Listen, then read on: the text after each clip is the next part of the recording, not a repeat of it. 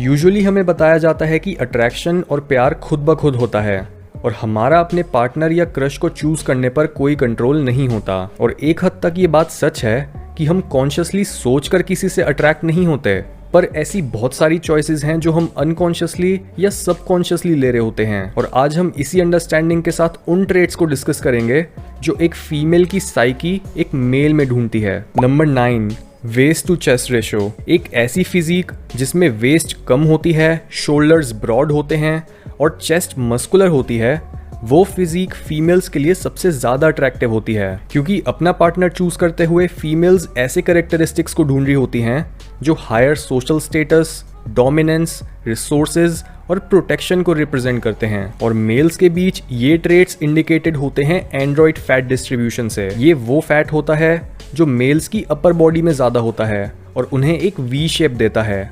और ये fat indicate करता है कि एक मेल के टेस्टोस्टेरोन लेवल्स हाई हैं या लो।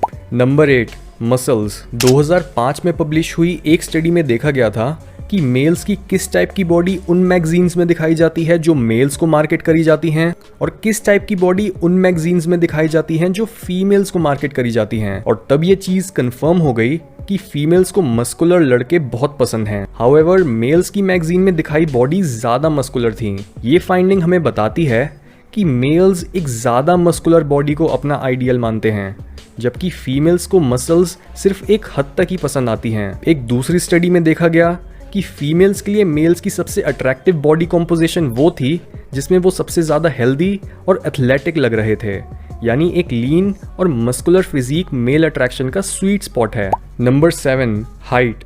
इस ट्रेट के केस में स्टीरियोटाइप्स एकदम सच हैं। यानी ज्यादातर फीमेल्स को अपने से लंबे मेल्स पसंद आते हैं। अपने से ज्यादा लंबे इंसान की ये प्रेफरेंस इंडिकेट करती है कि लड़कियों को डोमिनेंस से रिलेटेड क्वालिटीज बहुत पसंद हैं। एवोल्यूशनरी बायोलॉजी में इसे बोलते हैं सेक्सुअल डायमॉर्फिज्म, जहां एक सेक्स दूसरे से काफी हद तक बड़ा और दिखने में अलग होता है। कई स्पीशीज जैसे स्पाइडर्स के बीच वो फीमेल्स होती हैं जो मेल से साइज में बड़ी होती हैं। और ह्यूमंस के सबसे करीबी रिश्तेदार जैसे चिंपैंजीज, गोरिल्लास और ओरंगुटैंग्स के बीच मेल्स फीमेल से ज्यादा बड़े और फिजिकली स्ट्रांग होते हैं। और जो मेल्स छोटे रह जाते हैं वो फीमेल्स के लिए उतने अट्रैक्टिव नहीं होते, क्योंकि ऐसे मेल्स अपने पार्टनर को किसी भी दूसरे लंबे चौड़े मेल से नहीं प्रोटेक्ट कर सकते। इसके साथ ही एक मेल की हाइट उनके पोस्चर से भी रिलेटेड होती है, क्योंकि जिन मेल्स का सोशल स्टेटस कम होता है उनके दिमाग में सेरोटोनिन की प्रोडक्शन कम होती है, जिसकी वजह से वो कम कॉन्फिडेंट होते हैं और झुककर चलते हैं।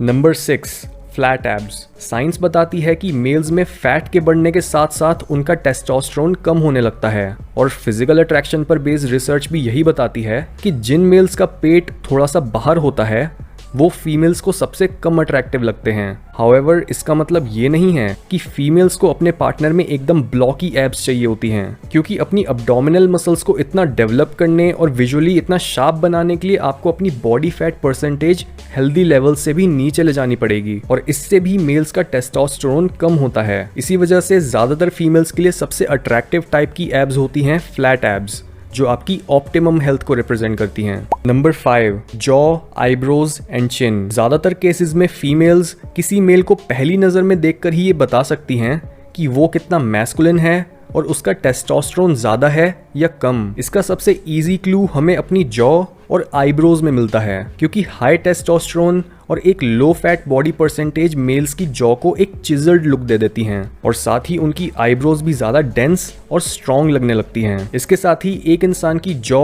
और चिन की शेप ये भी बता सकती हैं कि वो किस तरह का खाना खाता है।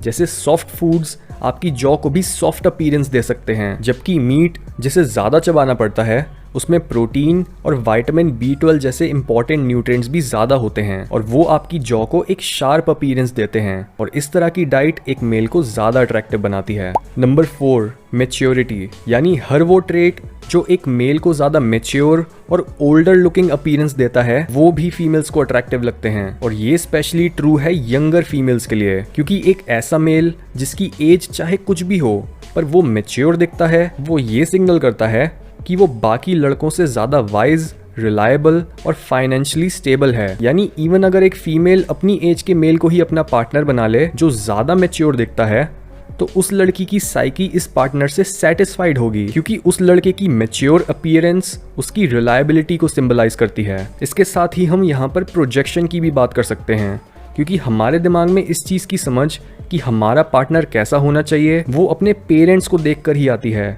और तभी जब हमें अपने ऑपोजिट सेक्स पेरेंट्स से प्रॉपर अटेंशन नहीं मिलती, तब हम वो अटेंशन अपने इंटीमेट रिलेशनशिप्स में ढूंढने लगते हैं। और इवन दो ज़्यादातर लोग इतने सेल्फ अवेयर नहीं हैं कि वो इस फैक्ट को रिकग्नाइज कर पाएँ, पर आजकल ज़्यादातर मेल्स फीमेल्स में अपनी मदर को ढूंढ रहे हैं और फीमेल्स मेल्स में अपने फादर को। नंबर 3, लो पिच्ड वॉइस। दोनों जेंडर्स के बीच आवाज़ के डिफरेंसेस काफ़ी क्लियर हैं। फीमेल वॉइसेस की पिच एस्ट्रोजन की वजह से ज़्यादा हाई होती है और मेल्स की पिच टेस्टोस्टेरोन होने की वजह से ज़्यादा लो होती है। ये इसलिए होता है क्योंकि ज़्यादातर बड़े जानवरों की पिच भी लो ही होती है, जिसकी वजह से अपनी फैमिली को सेफ रखने के लिए मेल्स की आवाज़ भी टाइम के साथ साथ भारी होने लग गई, ताकि वो भी अपनी लो पिच वॉइस को यूज़ करके अपनी फिजिकल डोमिनेंस दिखा सकें और अपने हर तरह के कॉम्पिटिटर को डोमिनेट कर सकें, जिसकी वजह से एक डीप या भारी आवाज़ लड़कों को ज़्यादा मैस्कुलिन बनाती है और फीमेल्स को अपनी तरफ अट्रैक्ट करती है। Number 2, body Saint.